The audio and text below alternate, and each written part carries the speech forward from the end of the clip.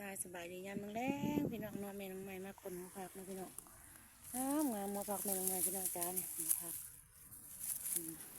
มาคนพักปลูกพักปัวพี่น้องสองน้ำได้ที่ได้เพิ่งกระสอบไปแล้วพี่น้องได้เพิ่ง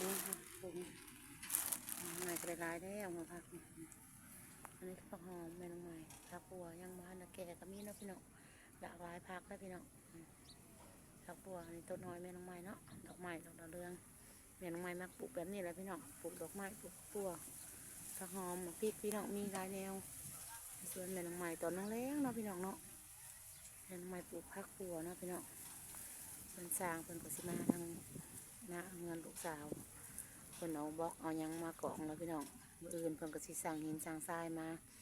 บล็อกหินทรายกำลังมามันบล็อกมาแล้วพี่น้อง2 ต้นปลายแล้วล่ะสอกรถพี่น้องมาเงินลูกสาวลงเป็นที่เรียบร้อยพี่น้อง600 ก้อนแบบกำลังมาเป็นทำไมคนหัวปักบัวมีแต่หัวใหญ่ๆพี่น้องจ้าเนี่ยฝากกดติดตามกดไลค์กดแชร์ใหม่ๆเด้อ